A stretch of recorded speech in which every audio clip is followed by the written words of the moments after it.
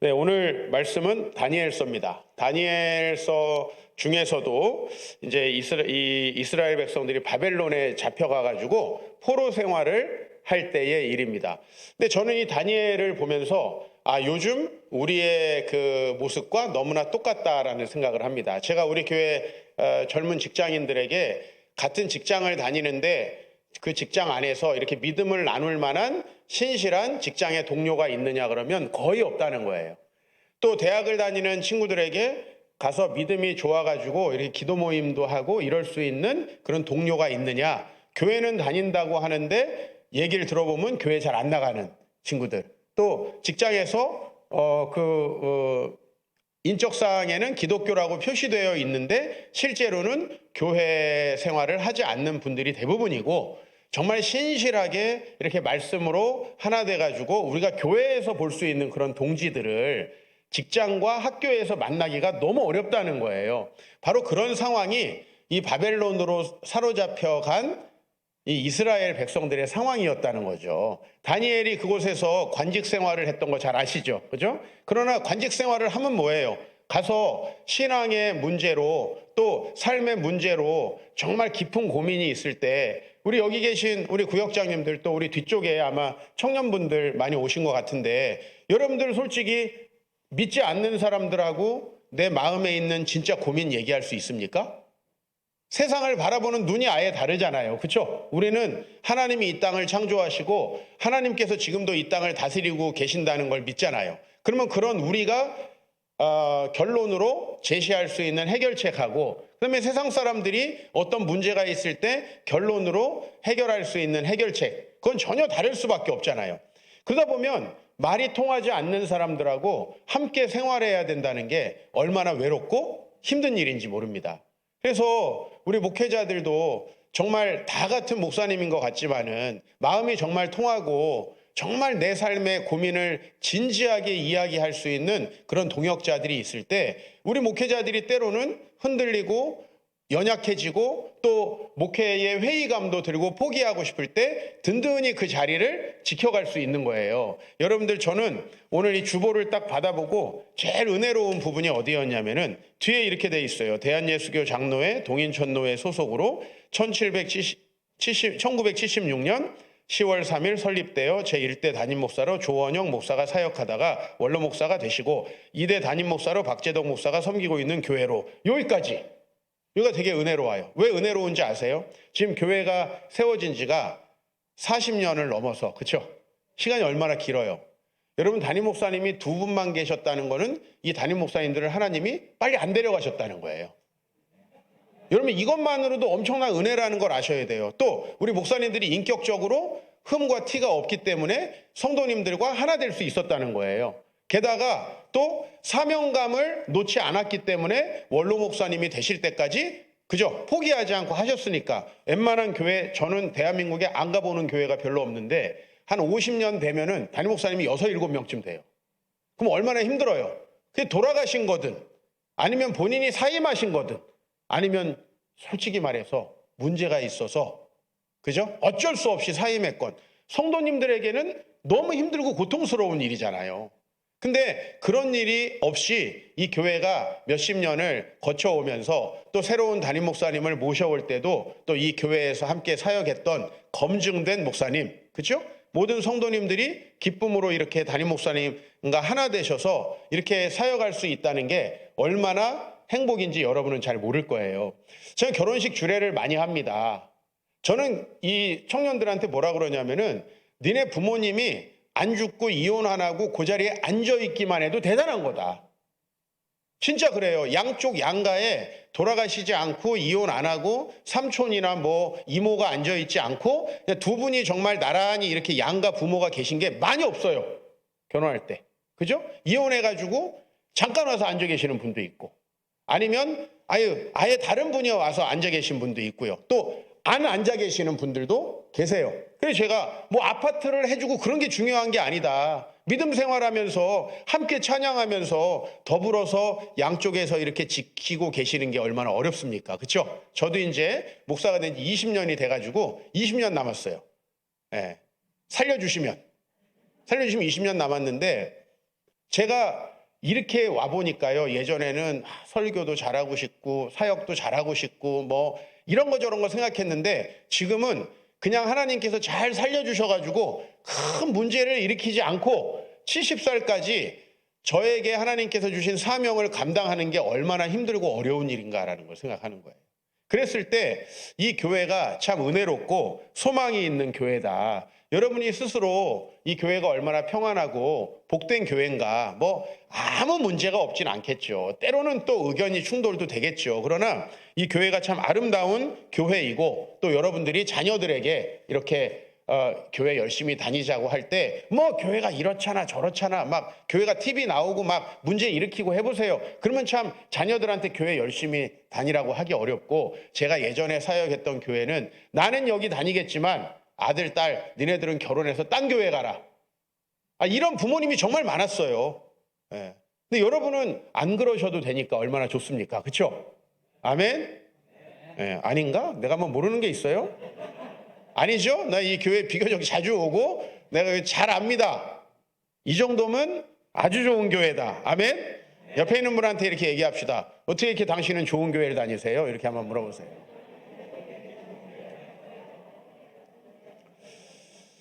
이 교회가 하나님 나라를 누리는 공동체가 되기 위해서 저도 많이 기도하고, 늘 또 우리 귀한 목사님들 또 부목사님까지 많이 교제하는 사람입니다. 그런데 사실 사람이 모여 있다 보면요, 그곳은 다 지옥이 돼요. 여러분 혼자 살 때 좋았는데 한 사람 만나서 결혼하니까 어땠어요? 예? 예, 뭐 할 말이 많으시죠? 나중에 내가 내려갈 테니까 그때 하시자고요. 근데 그 자식들이 나오면은 행복할 줄 알고 막 낳았는데 또 그놈들 커보니까 어때요? 예, 뭐 할 말이 많으시네. 어쨌든 그거 내려가서 하십시다. 뭐 지금 하실 수 없으니까. 여러분 그렇죠? 사실 사람이 모이면 그곳에 문제가 생기는 게, 왜냐면 우리가 다 죄인이니까. 또 오늘 말씀 제목대로 하나님 나라를 누리는 공동체가 된다는 건 대단히 어려운 일이에요. 그러나 하나님께서 우리를 위해서 예수 그리스도 보내주셨고, 그분이 우리를 위해서 십자가에 죽으시고 우리에게 소망이 되셨기 때문에 이 일이 가능한 줄 믿습니다. 다니엘과 친구들이요, 얼마나 어려운 상황이에요. 그죠? 나라도 잃어버리고, 나라를 잃어버렸으니 그 바벨론의 우상 숭배하는데 잡혀가가지고 교회를 가고 기도하고, 밥 먹을 때 기도하는 것도 살얼음판 같습니다. 저도 목회자 아들이었지만은 대학 딱 들어가가지고 대학에 들어가서 애들하고 같이 학교 식당에서 밥 먹을 때 기도하는 거 정말 어려워요. 왜? 내가 소수잖아요. 소수. 다 그냥 먹는데 거기서 기도를 잠깐 하는 것도 사실 쉽지 않아요. 그래서 우리가 그냥 숟가락 드는 척하면서 잠시 기도하다 바로 눈 뜨고 하나님 아시지요? 그러고 그냥 밥 먹는 경우가 얼마나 많습니까? 아니 기도 잠깐 하는 것도 어려운데 하나님 뜻대로 생각하고 그 안에서 믿음으로 살기가 얼마나 어려워요.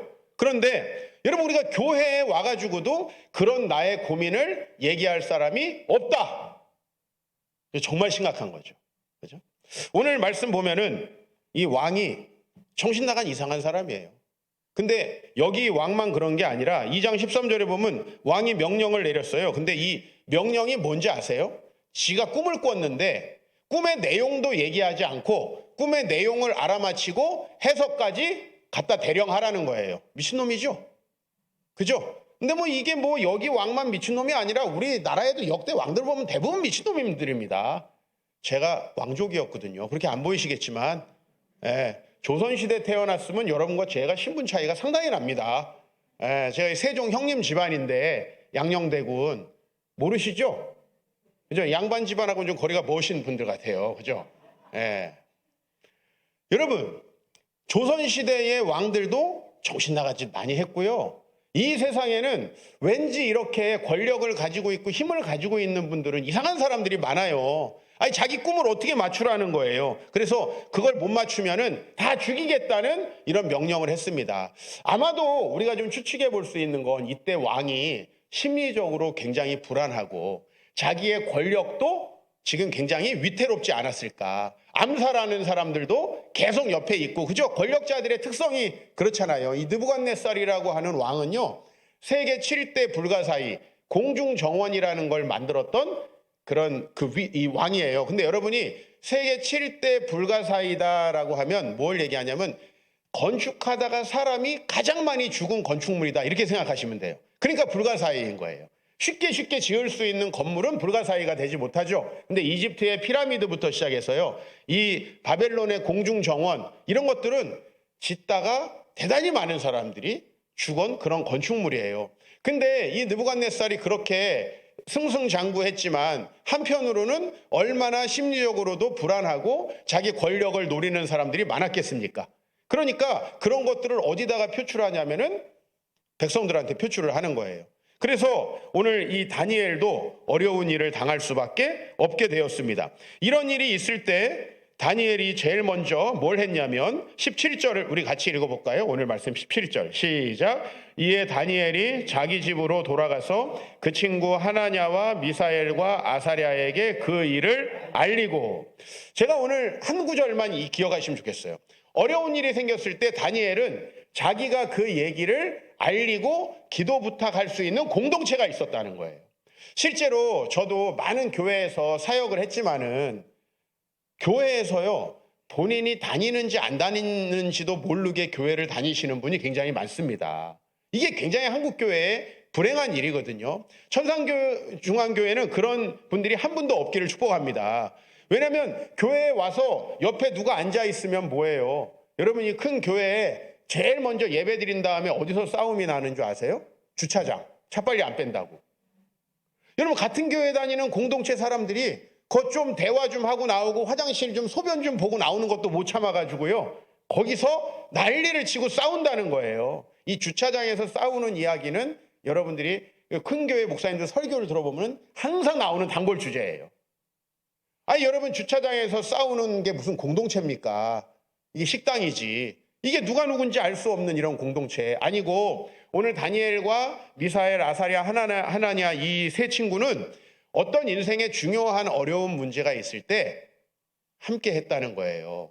제가 우리 이제 여기 구역부장 우리 분들은 안 그러시겠지만 우리 여성 구역원들에게 참 안타까운 점이 있어요. 우리 교회, 여기 말고 우리 교회 구성원들에게. 그건 뭐냐면은 뭐 시시콜콜한 얘기, 뭐 오늘 기프티콘 받았는데 뭐 커피 마시러 가자, 뭐 어제 우리 와이프가 우리 남편이 뭐 반지 사준 거, 이런 별것도 아닌 얘기는 막 하다가 진짜 어려운 문제가 생기면 교회에서 입을 항구해 버린다는 거예요. 왜냐? 내가 어려운 문제를 얘기하면 어려운 문제를 가지고 공감하고 하나 되는 분위기가 아니고, 아유 저 옆에 내는 저 남편이 아무것도 안 해주나 봐, 쟤네는 애들이 문제 일으켜가지고 가출했대, 이런 소문들이 돈다는 거예요. 함께 기도하고 감싸주는 공동체가 아니고. 그래서 저는 오늘 여러분들이 다니엘과 하나냐와 미사엘, 아사랴 이런 공동체만 형성되면요, 뭐 많은 분들과 우리가 진실한 얘기를 할 필요는 없어요. 근데 여러분 구역 안에 있는 분들과 내가 그냥 비슷한 지역에 살고 있기 때문에 옆집 사니까 구역이 아니라, 기왕 나에게 하나님께서 이렇게 친구들로 붙여주셨다면 세대와 나이를 뛰어넘어서 진실로 소통하게 되는 그런 공동체, 그죠? 소통을 하려면은 어떻게 돼야 되겠어요? 여러분, 소통을 하려면은 첫 번째로 먼저 여러분들이 여러분의 어렵고 힘든 얘기를 하셔야 됩니다. 그죠? 나는 신앙생활 엄청 잘하는데 너 뭐 못했는지 한번 얘기해봐. 뭐 이런 식의 분위기면요, 여기서는 아무것도 얘기할 수가 없어요. 내가 고민되고 힘든 이야기. 저는 우리 교회 성도님들한테 무슨 얘기를 하냐면은 뭐 시시콜콜하게 다른 건 얘기 안 해도 되는데 진짜 인생에 힘든 일이 있을 때는 꼭 찾아오시라고 얘기를 해요. 뭐 생일 파티, 뭐 잔치, 뭐 먹고 뭐 몇 주년 이런 건 다 당신들끼리 하라는 거예요. 나 거기서 같이 밥 먹고 싶지 않으니까. 근데 진짜 어려운 일이 있을 때는 만나자라는 겁니다. 저는 저희 아버지하고 참 좋은 관계였는데 아마 남들이 보면은 별로 안 좋은 관계라고 여겼을 거예요. 왜냐면 우린 같이 밥 먹는 것도 아니고 뭐 같이 시시콜콜 뭐 밤을 새면서 이야기하는 것도 아니에요. 그런데 제가 인생에서 가장 중요한 문제를 결정할 때는 항상 아버지에게 갔어요. 그러니까 저희 아버지도 항상 저를 믿어주셨어요. 왜냐면 나에게 얘기 안 하는 거는 중요한 얘기가 아니구나. 딱 보는데 이게 여자친구를 만나는 것 같은데 나에게 얘기 안 해. 그러면 우리 아버지는 그렇게 생각하는 거예요. 너 왜 얘기 안 하니? 이렇게 안 하고 곧 헤어질 여자구나. 이렇게 생각하시는 거예요. 믿어주시는 거예요. 예? 저는 우리 아버지한테 딱 한 명밖에 얘기 안 했거든요. 우리 와이프. 예. 진짜예요. 믿으셔야 돼요. 예. 그러면 다른 사람이 막 우리 집에 전화해서 종필이네 집이죠. 저랑 만나기로 했는데 그러면은 우리 아들은 그런 사람 없는데요. 이렇게 얘기하는 거예요. 왜? 전 얘기를 안 하니까. 우리 아버지에게 저는 가장 중요한 얘기는 했어요. 그게 중요한 거 아니에요? 근데 모든 관계가 쓸데없는 얘기는 많이 하다가 진짜 어렵고 힘든 얘기는 안 한다. 이건 좋은 공동체가 아니라고 볼 수 있어요. 그래서 우리 구역장님들 특별히 오늘 오셨는데 여러분의 공동체가 다니엘처럼 인생에 진짜 큰 위기가 왔을 때 찾아올 수 있는 공동체가 되려면요. 먼저 우리 구역장님들께서 본인들이 어렵고 힘든 얘기를 하셔야 한다는 겁니다. 본인들이 어렵고 힘든 얘기. 여러분 의외로 소통이라는 것은요. 내가 저 사람들을 가르치고 관리하려는 입장에서는 절대 소통이 안 됩니다. 나도 부족하고 연약하다는 것이 함께 공감이 되어질 때 서로 대화가 되는 거거든요. 그래서 아이들은 문제 있을 때 친구들을 찾아가는 거예요. 왜냐면 친구들은 다 그 모양 그 꼴이잖아요. 문제는 가서 이제 호프집 가니까 그게 문제고 답이 안 나와서 문제인데 우리 교회 공동체가 그 역할을 대신해야 한다는 거예요.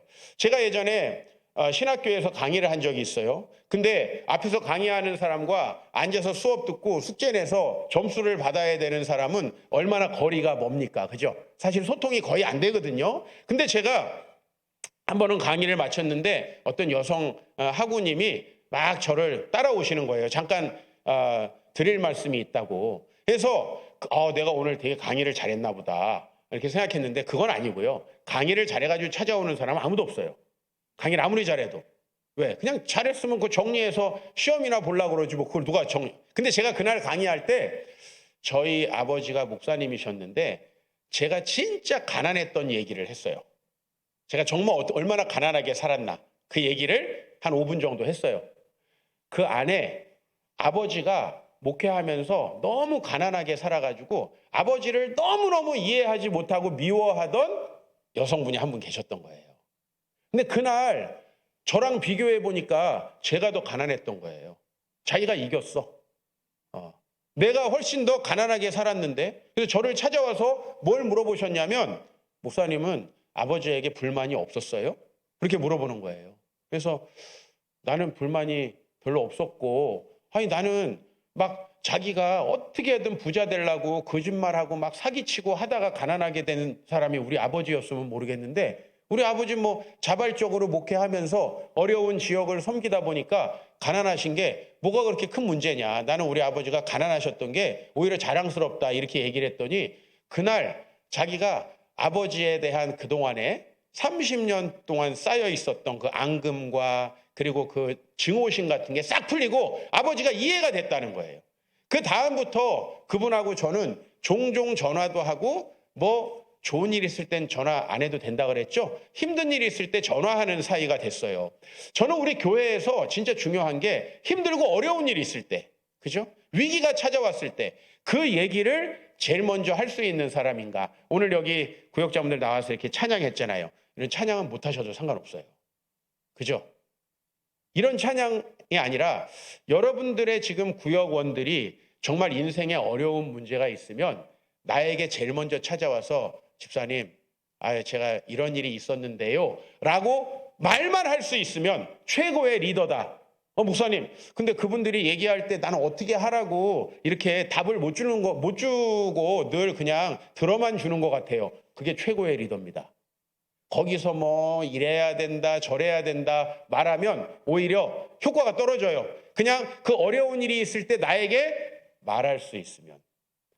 말하는 사람이 대부분이요 기도해야 되는 거 알거든요. 예배 드려야 되는 거 알거든요. 근데 속상해서 그게 안 되는 거예요. 근데 여러분 막 수다를 떨다 보면 풀리지 않아요? 그리고 그 수다 떨기 전에 약간 당이 들어가면은 풀리지 않아요? 막 그 수다 떨기 전에 기도하면 수다가 됩니까 안 됩니까? 잘 안 돼, 경직돼가지고. 왠지 성경 말씀만 얘기해야 될 것 같고 안 돼요. 그거 얘기하기 전에 기도하지 마세요. 그거 하나님 다 알아주세요. 그리고 그분들이 왔을 때 뭔가 성경 구절로 막 답을 주려고 하지 마시라는 거예요. 그냥 그분들과 얘기를 들어주고 다 들으면은 이렇게 하시면 돼요. 따라 하십시다. 그랬구나. 기도 안 해서 그래. 거 봐. 평소에 내가 예배 빠지지 말라고 그랬잖아. 이러면은 다시는 보기 싫은 리더가 되는 거예요. 그걸 몰라서 온 게 아니라는 거예요. 여러분, 예배 안 나온 사람은 지가 제일 잘 알아요. 맞아요, 안 맞아요? 예, 마음에 아무리 핑계를 대도 불편합니다. 그죠? 아니 11조 떼먹은 사람 누가 제일 불편해요? 말 안 해도 본인이 압니다. 근데 그렇게 마음이 어려운 걸 누군가에게 이야기할 수 있다는 건 해결책의 시작인 거예요.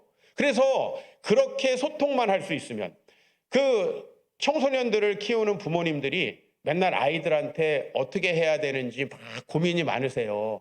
근데 하나예요. 아이가 학교에서 힘들고 친구 관계가 힘들 때 엄마한테 얘기할 수 있으면 걔는 절대 가출을 안 합니다. 근데 엄마한테 얘기하면 더 혼나. 그러니까 엄마한테 얘기하면 막 교회 안 갔다고 더 혼나. 그러니까 교회도 오기 싫은 거예요. 왜냐면 교회랑 엄마가 혼나는 게 자꾸 연동되니까. 그렇죠? 그래서 여러분들이 제일 먼저 인생의 위기가 찾아왔을 때 정말 이야기할 수 있는 그런 보금자리가 되어주시길 축복합니다. 교회가 그런 곳이 될 수 있으면요, 절대 교회 다니는 사람들 어려움 속에서 인생을 포기하지 않는다는 거예요. 요즘에 얼마나 스스로 삶을 포기하시는 분들이 많아요. 그렇죠? 근데 그 분들을 보면 공통점이 있어요. 막 여러분 항상 신문에는요, 되게 어렵게 살아서 삶을 포기하신 분만 나오잖아요. 뭐 송파 새 모녀, 그렇죠? 근데 실제로는요, 부유한 사람 중에 스스로 목숨을 끊는 사람이 더 많아요. 신문에 안 나와서 그렇지. 제가 있는 강남에 진짜 많아요. 예? 전 주위에서 종종 듣거든요. 아빠, 우리 그 학교에 누구 엄마 돌아가셨대. 근데 왜 돌아가시는지 모른대. 그럼 다 그건 뭐예요? 모르는 건 전부 다 스스로예요, 스스로. 근데 절대 돈이 없거나 힘들거나 어려운 사람만 스스로 목숨을 끊는 게 아니고요. 부유한 사람도 목숨을 끊어요. 이 분들이 왜 스스로 답을 찾지 못하고 목숨을 끊냐면요, 아무하고도 그 고민을 나눌 사람이 없는 겁니다. 제 청년 제자 중에 한 명이 성악을 전공했어요. 그래서 이번에 우리 윤석열 대통령 당선인, 그렇죠? 그 바로 저희 옆집 살거든요. 거기 아크로비스타에 사는데 이제 저는 그 옆에 있는 허름한 빌라에 살지만 어쨌든 거리상으로는 크게 떨어져 있지 않습니다. 한 50m. 그래서 요즘에 집에 가다 보면 경찰차들이 많아요. 경호를 해야 돼가지고. 근데 그 윤석열 당선인이 사는 아파트가 좀 그 지역에서는 비싼 아파트예요. 그리고 100평 넘는 집도 있구나. 윤석열 당선인은 몇 평에 사는지는 잘 모르는데, 근데 거기에 이제 알바를 하러 가게 된 거예요. 1시간씩 성악을 가르쳐 주러. 근데 그 아주머니가 좀 친해지고 나니까요, 내가 그 수업을 3시간 한 걸로 쳐줄 테니까 2시간 나랑 얘기하다 가면 안 돼? 이러더래요. 말해주고 돈 버는 거예요. 수다 떨어주고. 반대로 말하면 그 사람은 얼마나 외롭다는 거예요. 남편과 대화가 되면 굳이 알바생에게 그 비싼 돈 레슨비를 3배로 주고 대화하고 싶겠어요? 세상에는 그런 사람들이 무지하게 많습니다. 그런 사람들이 인생에 문제가 생기면 누구에게 이야기하겠습니까? 근데 우리 사랑하는 천산중앙교회 우리 가족들이 어떤 문제가 생겼을 때 우리 구역장님들이 그 얘기를 들어주실 수만 있어도 그분들은 다시 하나님께 나아올 수 있고 그 하나님을 만나서 답을 찾게 될 수 있다라는 겁니다. 우리 오늘 이제 우리 남성분들도 한 20-30명 정도 참석을 하셨는데, 우리 남성분들은 교회에 오셔서 이렇게 예배 끝나고 만나시면 무슨 얘기 하시나요? 저는 우리 남성분들이 자신에게 찾아온 유혹에 대해서 이야기하셨으면 좋겠어요. 유혹. 예? 왜냐면요, 우리 남자의 40살을 불혹이라고 하잖아요. 그죠? 불혹. 우리 남자는요, 이제 이 청년기에만 유혹이 있는 게 아니에요. 인생의 구비구비마다 굉장히 많은 성적인 유혹, 또 물질의 유혹, 또 성공해야 되기 때문에 뭔가 속이고 올라가고 싶은 그런 성공욕의 유혹이 있어요. 그런 유혹에 대해서 마음에 찾아왔을 때 그걸 내가 누군가와 얘기만 할 수 있잖아요. 절대로 그 유혹에 빠지지 않는다는 거예요. 그 이야기를 내가 진실하게 나눌 수 있는 사람만 있어도요. 그래서 그런 유혹이 있을 때 고백하는 곳, 정말 내가 마음에 위기가 찾아오고 문제가 생겼을 때 갈 수 있는 곳, 그런 곳이면 정말 좋겠다. 그래서 실제로 상담하는 사람들이나 이런 인생의 위기를 잘 극복하게끔 해주는 분들은요, 사람이 자기가 소통할 수 있는 사람 3사람만 있으면 절대 스스로 목숨을 끊는다든지 절대 인생을 포기한다든지 아니면 혼자서 그냥 노숙자가 되거나 이런 인생에 좌절하는 길로 나가지 않는다는 거예요. 그 3분 중에 한 분이 되어주시길 바랍니다. 그렇게 했을 때 그게 가장 하나님 나라의 아름다운 일이고, 만약에 그분들이 그래서 위기를 넘기고 나면 그 다음에는 이 교회에요, 그 역할을 하고 싶은 분들이 되게 많아지는 거예요. 제가 오늘 여기 오려고 이제 마음의 준비를 하면서 여러분들과 우리 교회에서 소그룹으로 이렇게 나눴던 이야기를 좀 해드리려고 제가 두 소그룹에서 이 나눔 내용을 여기 좀 가져왔어요. 한번 읽어드릴게요. 첫 번째는 이제 여성 소그룹이에요. 이 권모 자매님인데, 결혼할 때 이게 이제 하루 말씀을 듣고 이제 오후에 소그룹에서 나눴던 이야기예요. 결혼할 때 믿지 않는 사람과 결혼을 하지 말아야겠다라는 마음으로 내가 다짐을 했어야 하는데 그러지 못해서 내가 믿지 않는 남자랑 결혼을 했고, 그래서 내가 정말 하나님 앞에 오늘 말씀을 들어보니까 내가 믿음으로 결정하고 선택하지 못했기 때문에 내 가정생활이 너무나 힘들어졌다는 것을 오늘 좀 깨달았다. 그러면서 여기 나에게는 정말 획기적인 변화가 필요할 것 같은데 하나님께서 더 책망하고 채찍질 하시기 전에 내가 변화되어야 할 것 같은데 내가 무엇을 바꾸어야 하는지에 대해서 좀 기도해 달라고 하는 내용을 나눴어요. 그랬더니 이제 그 밑에 다른 집사님, 이모 집사님, 저는 오늘 말씀을 들으면서 내가 지겹게 안 변하는 인간이라는 걸 깨달았습니다.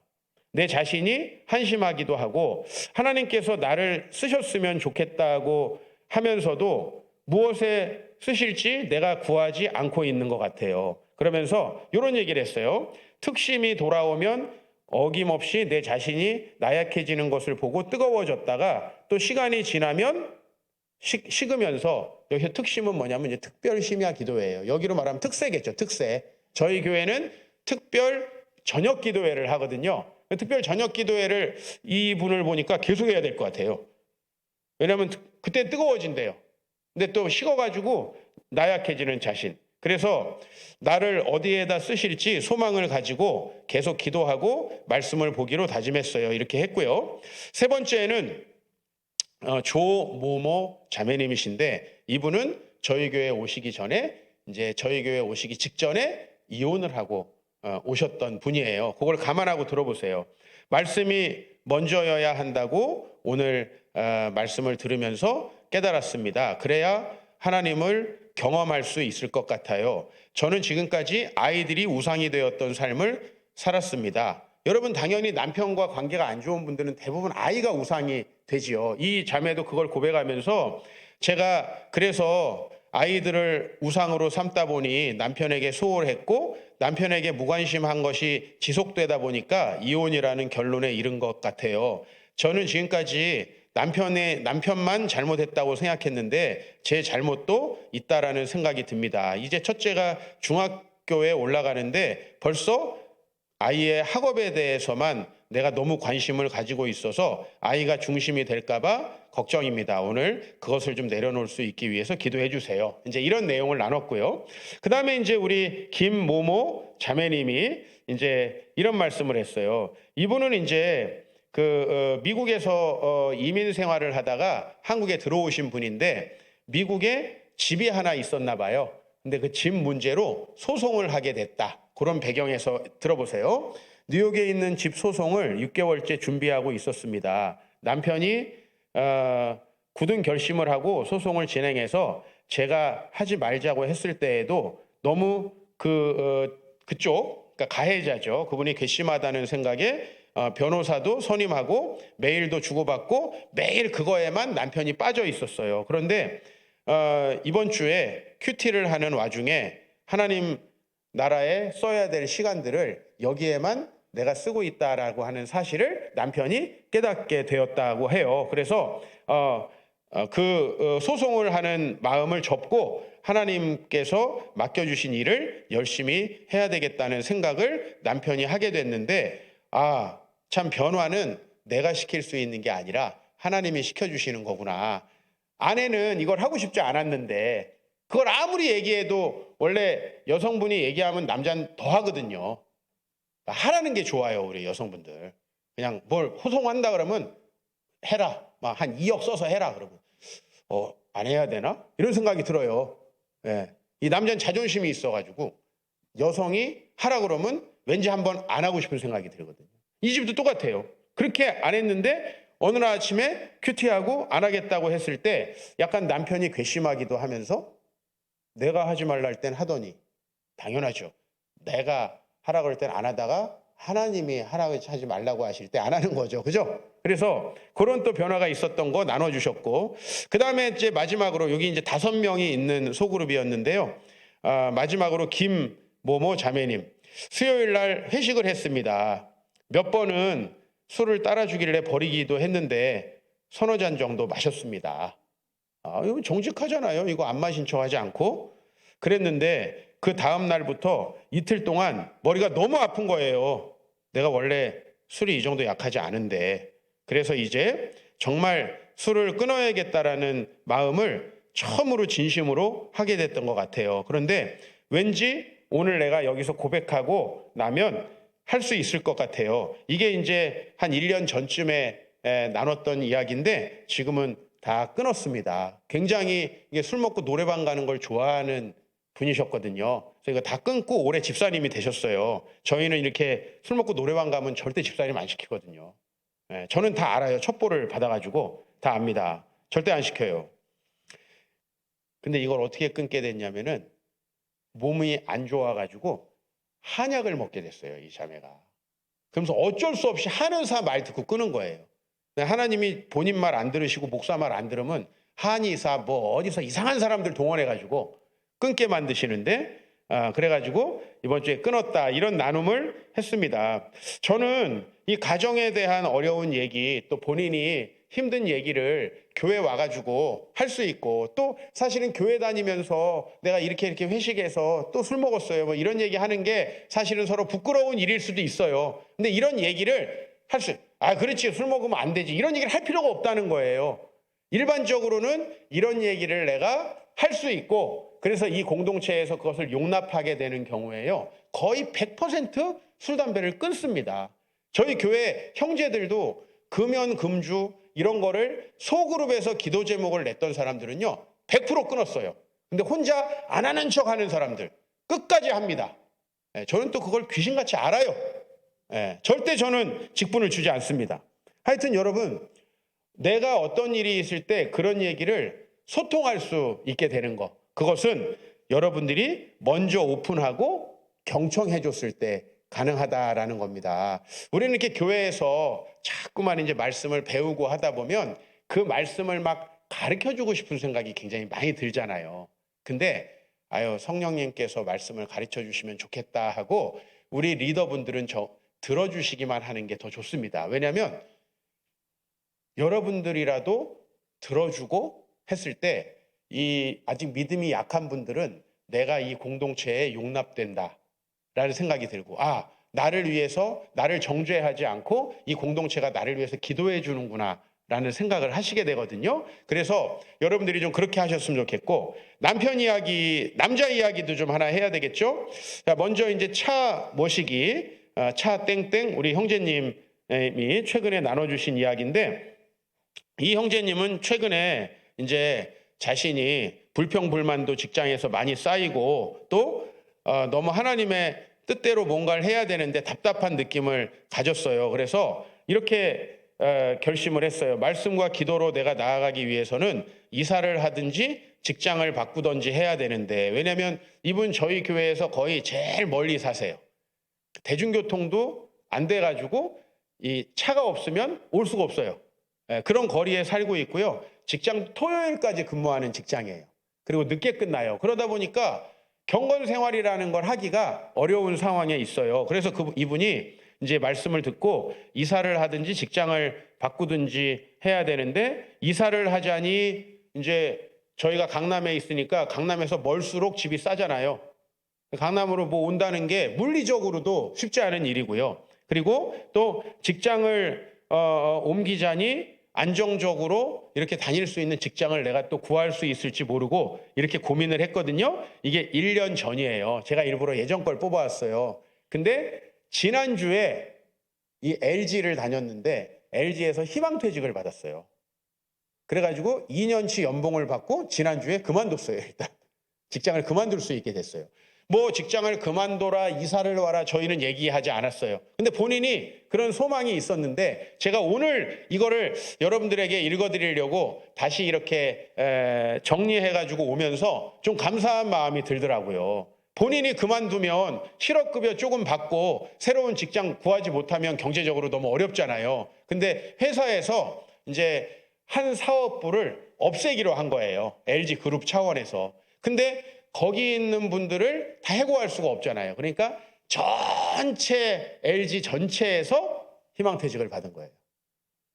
그 부서만 정리할 수가 없으니까. 그래서 그 부서에서도 희망퇴직할 사람들 하고, 그 부서에서 희망퇴직 안 하는 분들을 다른 데로 옮기려면 다른 부서도 그만둬야 되니까. 그런데 2년치 연봉 받고 희망퇴직 한대요. 여러분들도 하시고 싶은 분들 많이 있으시죠?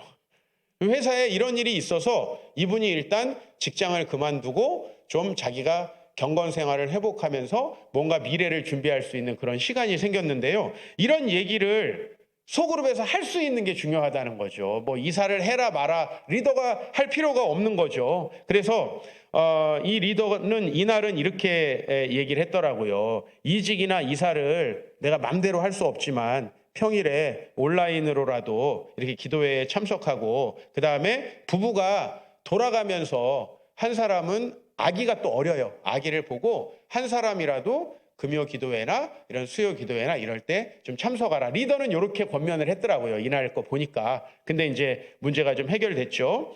또 한 분은 모태신앙인데 한참 동안 교회를 안 다니다가 교회를 새롭게 오게 된 최모모 형제님인데, 오늘 말씀을 들으면서 하나님을 체험하고 싶다는 생각이 들었다. 그런데 항상 하나님을 체험하고 싶다고 말하면서도 구체적인 실천은 전혀 하지 않고 있는 내 자신을 보게 됐다. 그리고 요즘에 코로나 상황이라 집에서 일하니까 시간을 내서 기도할 수 있고 말씀도 볼 수 있는데 누가 방해하지도 않는데 그것을 하기가 너무 어려운 상황이다. 그래서 이번 주부터 매일 성경 한 장을 읽고, 그 다음에 다음 소그룹에서 내가 이번 주에는 이렇게 7장을 읽었다, 그리고 어떤 걸 느꼈다, 이런 것들을 말하겠다라고 이제 스스로 결심한 이런 형제님의 이야기도 있고요. 그 다음에 이제 미국에서 유학을 하고 한국에 들어와서 교수 생활을 하고 있는 김모모 형제님이에요. 이 형제님은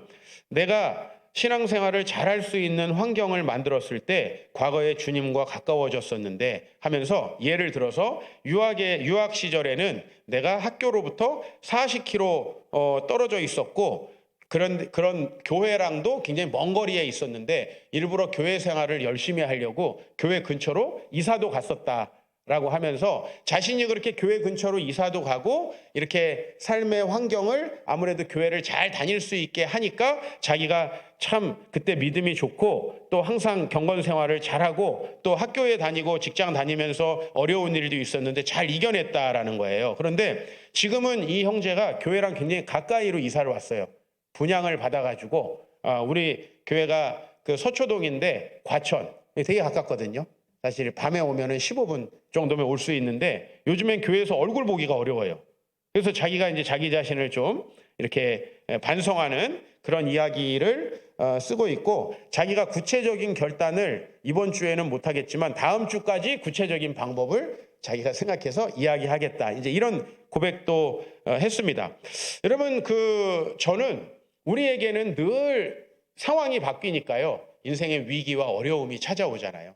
근데 그런 어려움이 찾아올 때 내가 교회에 소통할 사람이 없으면요, 이제 이 왠지 어느 날 생각했을 때 하나님도 없는 것 같고 모두가 나를 버린 것 같고 그런 느낌이 많이 들어요. 외로운 생각이 많이 들죠. 사실은 가정마다 아시겠지만 신앙생활 열심히 안 하시는 분이 가정이 평안하고 남편과 아내가 소통이 잘 되는 경우는 거의 없다고 보시는 게 맞아요. 그럼 얼마나 외롭겠습니까?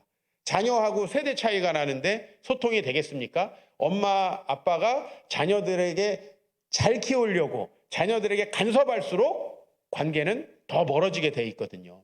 그래서 이런 어려움들이 사람마다 생각보다 되게 많다. 저는 이제 마지막으로 여러분들에게 좀 새가족들 이야기를 하고 싶어요. 저희 교회도 이제 새가족들이 종종 오는데요.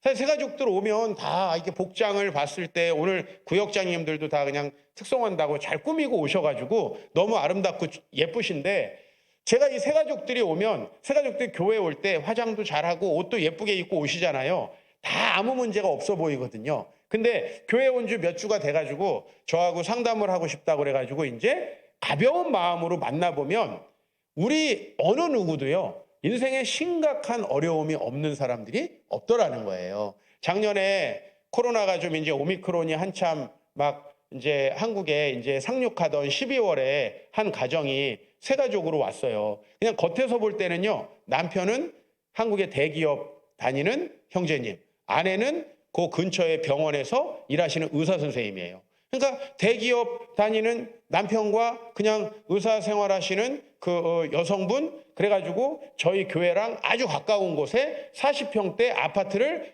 새로 구입하신 분이에요. 뭐 내가 훨씬 어려워 보이더라고. 저는 그분들하고 얘기하기 전에는 그분들 아무 문제가 없는 줄 알았어요. 그런데 사실 심각한 문제가 있어서 교회를 찾아온 거예요. 그건 뭐냐면 이제 고부간의 갈등이 너무너무 심해서 그 시어머니도 심각하게 이제 정신과에 상담을 받고 계실 뿐만 아니라 그 시어머니에게 상처를 너무 많이 받아가지고 이 이제 의사 생활을 하고 계신 이 여성분이 최근에 이제 상담하고 약 먹고 너무나 힘든 상황 속에 있는 거예요. 관계도 다 깨어지고. 그래서 정말 주님의 은혜를 구한다는 말을 듣고, 현대인들이 다 그렇죠. 스펙도 좋고 그냥 딱 보면 다 선남선녀고 전부 다 너무나 멋있게, 요새는 또 마스크로 얼굴도 다 가려가지고 다 예뻐 보이고 잘생겨 보이잖아요. 저는 지금 되게 불리해요. 저만 마스크를 안 쓰고 있어가지고. 여러분들 다 마스크 쓰고 중무장하고 있는데 저는 뭐 그냥 거의 뭐 맨 얼굴에 이 튀어나온 이불 또 다 보여드려야 되니까. 근데 그 속 안에 너무나 심각한 문제들을 가지고 있다는 거예요. 아마 여러분들의 구역 안에 아무 문제도 없어 보이는 분은 아무 문제가 없는 게 아니라 소통을 안 하고 계시는 분일 가능성이 너무 많아요. 그랬을 때 여러분들이 기도하시고 그분들이 정말 여러분들과 안전하게 소통할 수 있고 영적으로 하나 될 수 있는 분이라고 여러분들이 무언에 여러 가지 메시지를 주시면 어떻겠습니까? 그리고 어떤 얘기를 하기 전에 오늘 목사님의 말씀을 듣고 여러분들이 이제 오후에 이렇게 여기 모여서 또 교구별로 나눔도 하고, 그 다음에 또 이제 코로나 거의 잠잠해질 때가 왔으니까 여러분들이 이렇게 그룹별로 모여서 구역별로 모여서 말씀을 나눌 때요, 내 부끄럽고 내가 잘 못하고 있는 일들을 이야기하는 거예요. 그 어려운 일들을 이야기를 먼저 하시는 거예요. 그러면 교회 분위기가 어떻게 바뀌냐면 막 와가지고 딱 SNS처럼 나쁜 거는 말 안 하고 좋은 것만 막 자랑하는 그런 교회가 아니라 내 부끄러움과 허물들을 고백하면서 다른 분들도 진실하게 내 이 문제들을 나눌 수 있는 그런 공동체. 그렇죠? 우리 SNS는 어려운 일 있으면 안 하잖아요. 그리고 어려운 일은 말 안 하고 그런 그 위선 공동체죠. 이 SNS는 정말 위선된 공동체. 근데 여러분들 이 교회 안에서는요, 정말 진실하게 모두가 자신의 허물과 부끄러움들, 또 자신의 과거에 하나님과의 관계에서 있었던 문제들 다 이야기하면서 서로가 그것을 용납하면서 아직 하나님을 신실하게 만나지 못한 분들에게도 기회를 주고 공감할 수 있는 그런 공동체 되시기를 소망합니다. 그래서 이 다니엘이 인생을 이겨낼 수 있었던 것은 하나냐, 미사엘, 아사랴 같은 친구가 있었기 때문이에요. 근데 요즘에는요, 정말 세상에서 좋은 친구 만나기 어려워요. 또 우리 여기 어르신들은 아시겠지만 옛날에는 친척들이요, 다 다 그 공동체 역할을 했어요. 막 할머니, 할아버지, 막 고모가 몇 명이고, 작은 아빠가 몇 명이고, 막 거기서 조카들이 막 몇십 명이고, 그렇죠? 근데 요새는 저희 교회도요, 그냥 이 사촌들이 통틀어서 두세 명인 가정도 진짜 많아요. 그러니까 어느 누구도 어디 가가지고 자기 얘기를 하기가 어려운 시대가 돼버렸단 말이에요. 우리 청년들도 그렇고요. 그래서 교회가 정말 서로서로의 어려운 이야기를 소통하고, 경제적으로 어려운 분이 있으면 서로 도와주고, 마음이 어려운 분이 있으면 서로 교제하고 대화하고, 저처럼 일주일 동안 집에 못 들어가는 사람 있으면 죽도 해다 주시고, 이런 공동체, 그런 공동체가 되면요, 정말 이 교회가 많은 영혼을 살리고 또 다른 영혼에게 주님 나라를 전하는 공동체 될 줄 믿습니다. 그런 공동체 되시길 축복합니다.